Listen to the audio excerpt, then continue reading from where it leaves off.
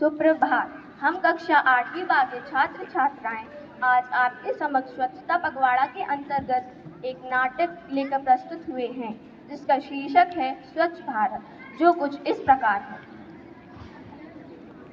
सुप्रभात। मेरा नाम अल्फिया राय है। मैं कक्षा 8वीं बा की छात्रा हूँ। आज मैं नरेटर बनी हूँ। तो सबसे पहले पात्र यशस्वी, जैनम, मानव जो पड़ोसी हैं, पात्र गौरी जो शिक्षक है, पात्र कनिष्का जो डॉक्टर है, पात्र अदिति और पाठ जो माता पिता हैं, पात्र उमरा जो बेटी है, आखिरी में पात्र महिमा जो नगरपालिका अध्यक्ष है।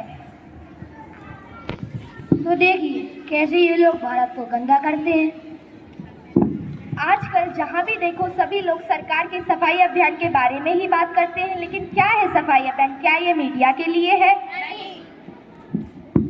तो क्या ये समाचार पत्रों के लिए है? नहीं। जी हाँ दोस्तों, हम ये सफाई अपने देश, अपने शहर और अपने परिवार और अपने लिए कर रहे हैं। ये तो हो गई समझाने की बात। आइए लेते हैं एक सच्चाई। अरे भाई, आधी रात को कहाँ जा रहे हो? कहीं नहीं, वो पास में एक खाली जगह है, वहाँ पे कचरा फेंकने जा रहे हैं। अरे वाह, अब तो मैं भी जाऊंगी वहाँ कचरा डालने। सुबह 8 बजे।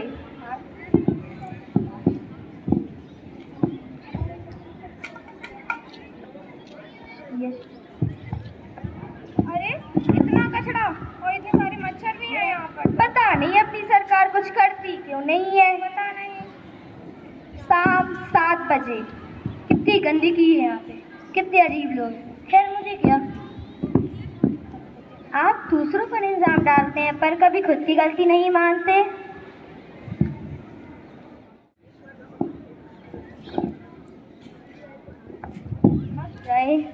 शिक्षक आती है। Good morning ma'am. अरे बच्चों, आप लोगों ने ये क्या करा? कुछ भी तो नहीं।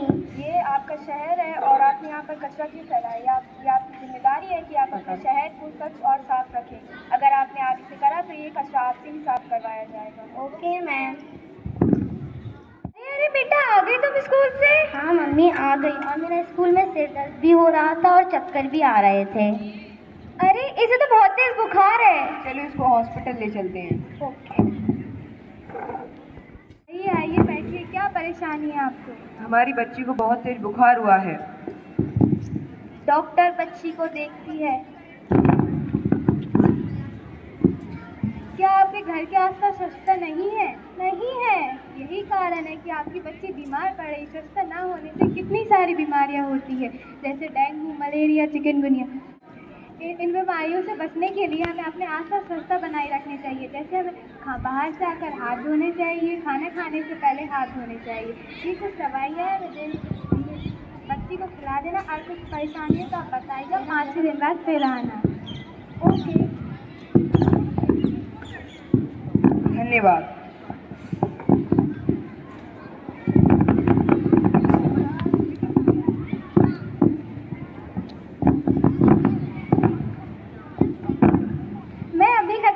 वालों को कॉल करके कहती हूँ कि यहाँ पर बहुत सारा कचरा पड़ा हुआ है।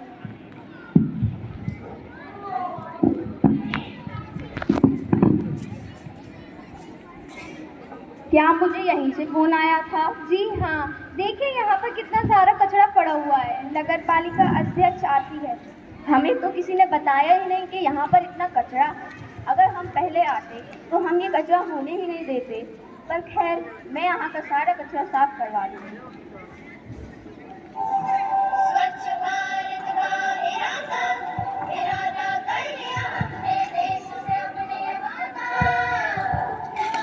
कर लिया हमने। स्वच्छ भारत का इरादा कर लिया हमने, देश से अपने वादा कर लिया हमने। मैंने आपके यहाँ का सारा कचरा साफ करवा दिया है। अगर यहाँ पर कोई कचरे का ढेर भी नहीं लगेगा, क्योंकि अब से आपके यहाँ रोज कचरा गाड़ी आएगी और आपको अब उसी में ही कचरा डालना है, और सिर्फ आपको और आपके आसपास वालों को भी उसी में डालना है। और मैंने कचरे का डिब्बा भी रखवा दिया है, जिसमें आपको सूखा कचरा और गीला कचरा अलग अलग डालना है। सूखा कचरा जैसे कि प्लास्टिक की बोतल, पन्नी और कागज़ वगैरह।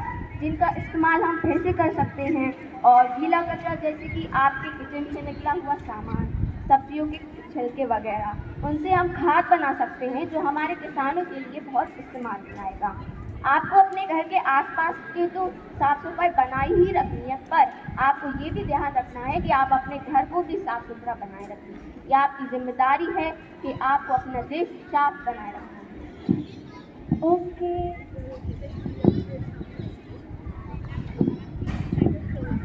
बहुत दिन हो गए, हमें उमरा को दिखाने नहीं चलना चाहिए हॉस्पिटल कुछ दिन बाद। उमरा, हाँ पापा।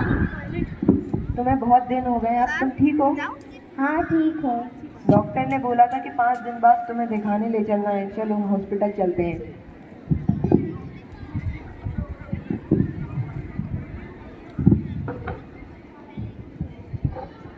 आ गए आप लोग? जी हाँ, जैसे कि आपने बताया था कि 5 दिनों बाद बच्ची को फिर लेकर आना है। डॉक्टर बच्ची को देखती है और इसकी रिपोर्ट देखती है। लगता है आपने आज तक स्वच्छता बनाई रखी है। जी हाँ, इतनी सारी बीमारी स्वच्छता ना होने से हो रही है, फिर भी लोग समझते ही नहीं है और फिर बीमार पड़ जाते हैं। अगर आप सबको कचरा फेंकना है तो आप उसको अलग अलग कूड़ेदान में फेंक सकते हैं। जैसे जिन पदार्थों की खाद बनाई जा सकती है उनको एक अलग कूड़ेदान में फेंक सकते हैं और उनकी खाद बना सकते हैं। जो पदार्थ रिसाइकल हो सकते हैं उनको एक अलग कूड़ेदान में फेंक कर उन्हें रिसाइकल कर सकते हैं। जो पदार्थ ना रिसाइकल हो सकते हैं, ना जिनकी खाद बनाई जा सकती है, उनका कम से कम इस्तेमाल करने की कोशिश कर सकते हैं। ये और कुछ दवाइयाँ हैं, ये ले लीजिए, इससे आपकी बच्ची पूरी तरह से स्वस्थ हो जाएगी। ठीक है डॉक्टर, थैंक यू। तो आप लोग कहते हैं कि आपने कचरा नहीं फैलाया, क्या आपने कचरा फैलाने वाले को रोका? जुर्म करना और जुर्म को होते हुए देखना दोनों ही एक जुर्म के काबिल है। क्या आपको किसी अभियान की जरूरत है बस ये बताने के लिए कूड़ा कहाँ फेंकना है? स्वच्छ रहेगा भारत तभी स्वस्थ रहेगा भारत। स्वस्थ रहेगा भारत, हम सब की एक ही मिसाल, स्वच्छता है हमारी पहचान। जब तक रहेगी स्वच्छता से आज़ादी तो तब तक नहीं होगी बीमार भारत की आबादी। गंदगी को दूर भगाओ, स्वच्छ भारत बनाओ। कचरा और गीला कचरा को अलग अलग रखना है और हमें याद रखना है कि हमें अपना देश और अपना भारत स्वच्छ बनाना। धन्यवाद।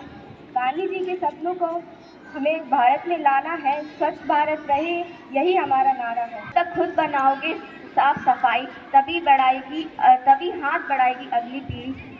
धन्यवाद।